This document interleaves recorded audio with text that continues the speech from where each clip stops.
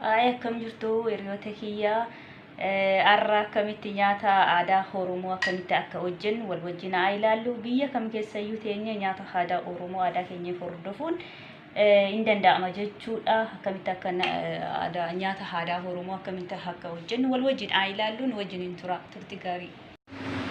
Hiriyoota kiyyaa akkam jirtu nagaa keessanii galata gooftaa nagaa kooti har'amoo akkamitti akka biyya Arabaa keessatti caccabsaa yookiin immoo akka afaan Oromootiin akka naannoo keenyaatti cafaqa jechuun akkamitti akka hojjetamu isinitti agarsiisaan jira. Kun daakuudha, daakuu qamadiiti jechuudha. Bukeesseen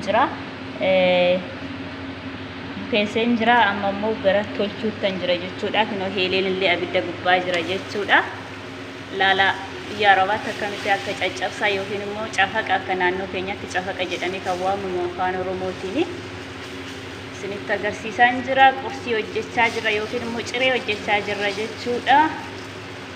Nu laalaati irraa barachuu illee hin dandeessu jechuudha. Nyaata baay'ee namatti toludha. Yaa'u nyaata aadaa Oromooti. Qixxaa tolchaan jira jechuudha amma.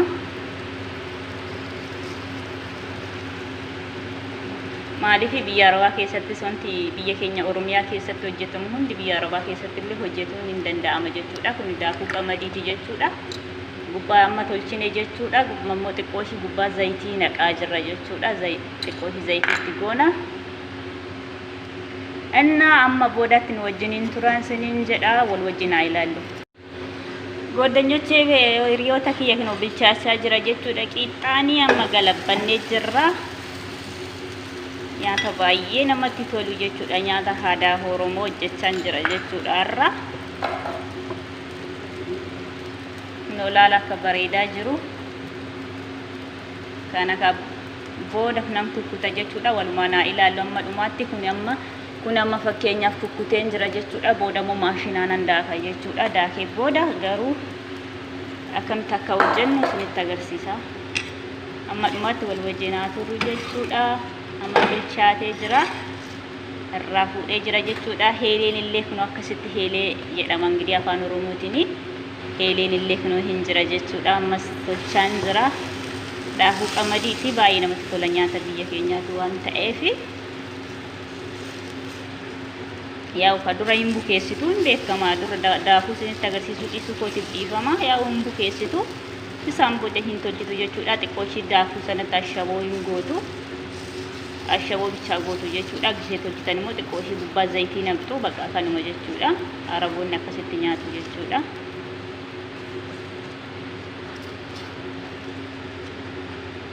Na baay'ee namatti tola. Wal wajjin amma dhumaatti haa ilaallu nu zayitii gubbaa zayitoonii jechuudha. Zayitii yookiin immoo weeraa zayit akkas gubbaa irratti naqaa jirra.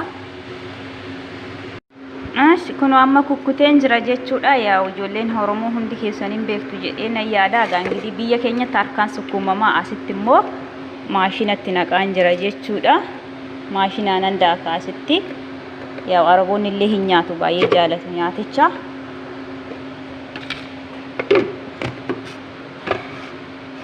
Wajjiniin tura baay'ee namatti tola.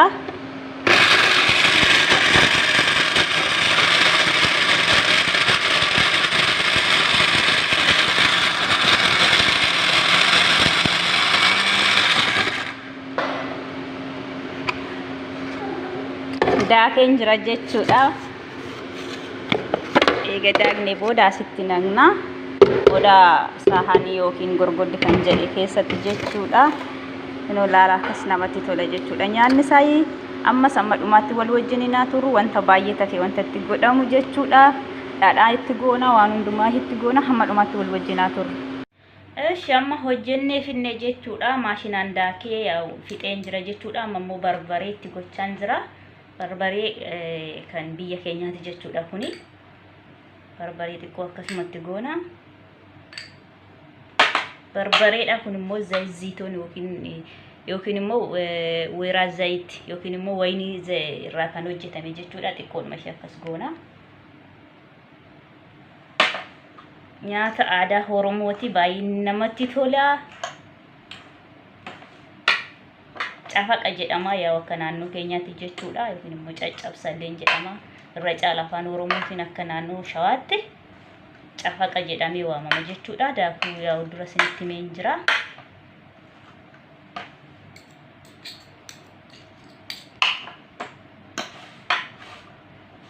Akkasitti hojjenna jechuudha. Aadaa keenya biyyuma kam keessayyuu teenyee nyaatas waan hundumayyuu karaa kamiiniyyuu aadaa keenya hordofuun hin danda'ama jechuudha. Kuno hojjedhee fixeen jira jechuudha. Enggidi haannaan illee qopheessee jira. Namni haannaan fedhu akka aadaa keenyaatti kuni haannanii nyaatama jechuudha. Namni hin feene immoo shaayiidhaan illee nyaachuu danda'a jechuudha. Kuno fixeen jira. Wal wajjinaa nyaannu wajjinaa turru.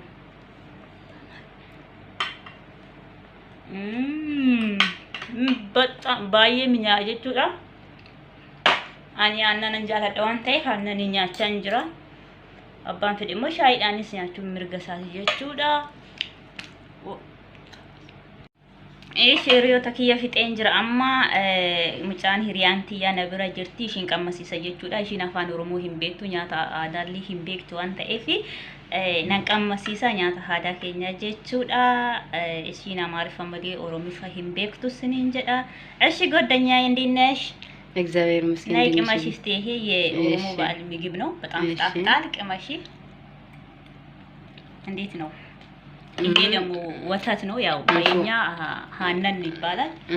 በአማርኛ ደግሞ ወተት ነው። ያው ወተት ነው። በጣም አሪፍ ነው። አሪፍ ይጣፍጣል። ግን ማለት አሰራሩ እንዴት ነው? እስካሁን ድረስ የጨጨሳ ሲባል እሰማለሁ ግን እንዴት እንደሆነ ቀምሼ አላውቅም። ገና አሁን የመጀመሪያ ጊዜ እየቀመስኩ ነው። ይሄ የስንዴ ዱቄት ነው። ታቦካለሽ። ከዛ ትንሽ ጨው ታረጋዋለሽ ሊጡ ላይ ማለት ነው። ከዛ ትጋግራለሽ። ከዛ እንደዚህ እንትን አድርገሽ የተቆራረሽ ከዛ ትፈጫዋለሽ በማሽን ማለት ነው። ከዛ ዘይት ዘይቱንና ትንሽ በርበሬ ታረጋለሽ። በቃ በጣም ነው የሚጣፍጥ። በጣም በእውነት እንደዚህ አይመስለኝም። ጨጨብሳ ሲባል ስም ብቻ ነው እንጂ እንደዚህ የሚሰራ አልመሰለኝም። በጣም ቀላል ነው አሰራሩ። በጣም አመሰግናለሁ። እሺ ጓደኛዬ እናመሰግናለን። እሺ ሪዮታ ኬኛ ነጋን ቱራ ቻናሊ ኬኛ ፍሞ ሃራ ወርታታን ሰብስክራይብ ላይክ ጎቹዳን ማቲ ኬኛ ተው ደንዴሱ ነገር ቪዲዮ ጅርተንት ሰወጅኒና ተውን ወጅኒን ቪዲዮ ብራቲንግ ግሴ ወለት ዴቢኑቲን ወጅኒን ቱራ